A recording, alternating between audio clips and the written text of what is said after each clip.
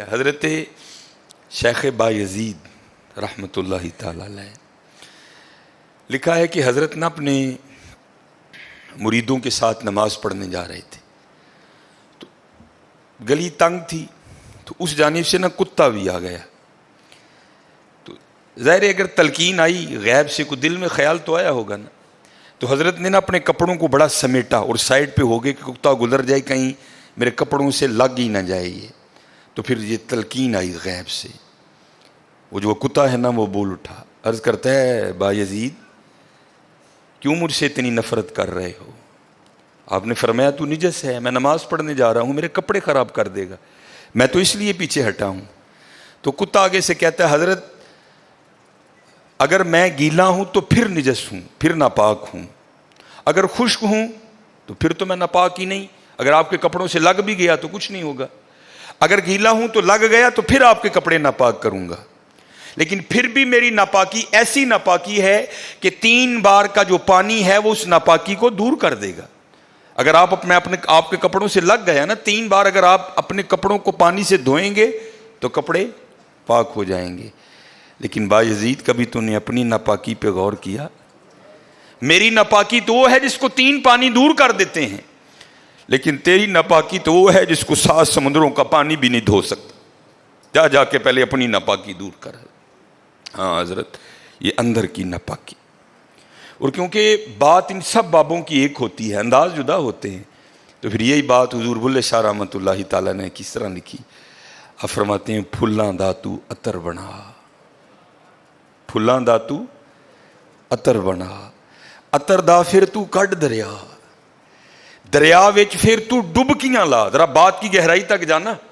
حالا عطر کیا ہے؟ تھوڑا سا شیشی پہ لے کے اپنی ہتھیلی پہ لگایا, اس طرح کر کے جسم پہ لگا دیا, جہاں سے گزرو گے وہاں سے بھی پتا چلے گا اس بندے نے عطر لگایا ہے.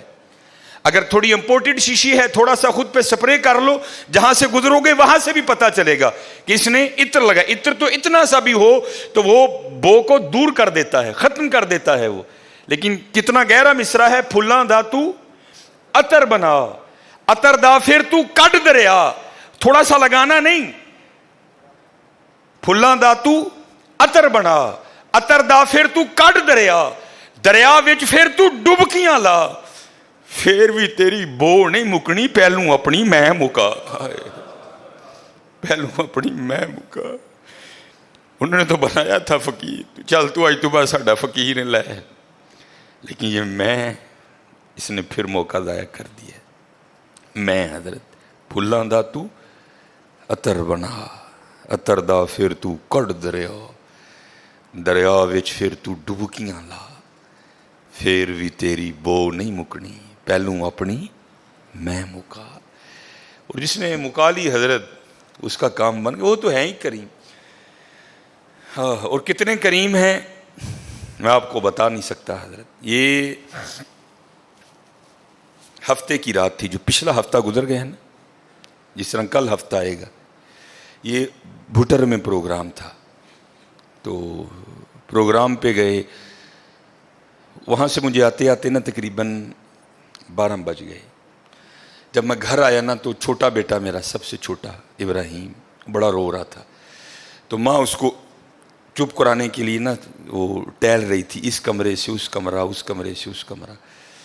تو وہ کہتی ہے کہ شاہ کے بعد کی اس کی طبیعت خراب ہے, مسلسل رو رہا ہے, میں نے بڑا چپ کرایا, نہیں کر رہا, تو اس طرح کریں اس کو کسی ہاسپٹل لے چلتے ہیں. میں نے کہا چلو. عمل خدمت لے گئے.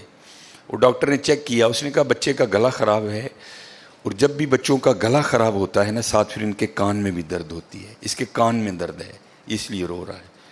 اس نے وہ دوائی وغیرہ انجیکشن وغیرہ لگائے, اس کے کان میں ڈراپس بھی ڈالے. لیکن میں نے کہا نہیں, میں آدھا گھنٹہ ویٹ کروں گا, بچے کی جب طبیعت سنبھلے گی نا میں پھر ہی گھر لے کے جاؤں گا. ہم وہاں بیٹھ گئے. خیر بچے کی طبیعت سنبھل گئی, ہم لے کے نا گھر آ گئے. اب ظاہر ہے بچے کی طبیعت خراب تھی, اس کی ماں نے عشاء کی نماز نہیں پڑھی تھی, میں نے فرض اور سنتیں پڑھ لی تھی, وتر اور نوافل میں نے بھی نہیں پڑھے تھے. وہ بچہ سو گیا, ہم نے اس کو چارپائی پہ لٹایا, آگے میں نے نماز شروع کر دی, میرے پیچھے میرے بیٹے کی ماں نے نماز شروع کر دی.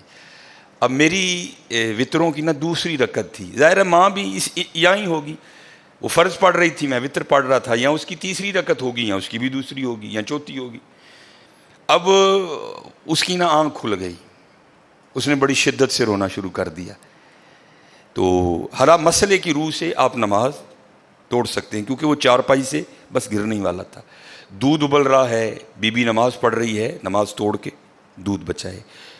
کوئی کنویں میں گر رہا ہے، نماز توڑ کے اس کو بچاؤ. پہلے توڑ سکتے تھے، لیکن میں نے کہا نہیں، میں نہیں توڑنی. کوئی بات تھا نا حضرت، محبت تو تھی اولاد کی لیکن دل تھوڑا سخت. لیکن ادھر کیا تھا؟ ادھر ماں تھی حضرت. اس نے کیا کیا؟ اس نے نماز توڑ کے نا بچے کو جا کے چارپائی سے اٹھا کے سینے سے لگا لیا.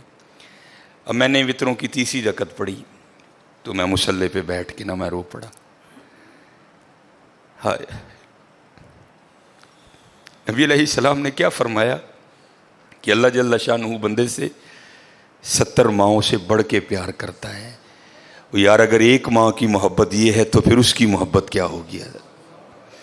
اگر ایک ماں کی محبت یہ ہے کہ اس نے نماز توڑ کے بچے کو سینے سے لگا لیا، تو پھر تصور کرو حضرت، جو 70 ماؤں سے بڑھ کے پیار کرتا ہے اس کی محبت کیا ہوگی؟ لیکن بات پھر وہی ہے حضرت، ہم تو مائل با کرم ہیں، لیکن کیا ہم تو مائل با کرم ہیں، لیکن آگے سے کیا؟ جب یہ وہ بچہ تھا نا، میں نہیں تھی حضرت اس میں. وہ تو پوری شدت سے رو رہا تھا، مجھے بٹھاؤ، مجھے اٹھاؤ، مجھے بچاؤ، مجھے بچاؤ. شدت تھی نا حضرت، اس شدت نے ماں کو مجبور کر دیا کہ اس نے نماز توڑ کے بچے کو اٹھایا.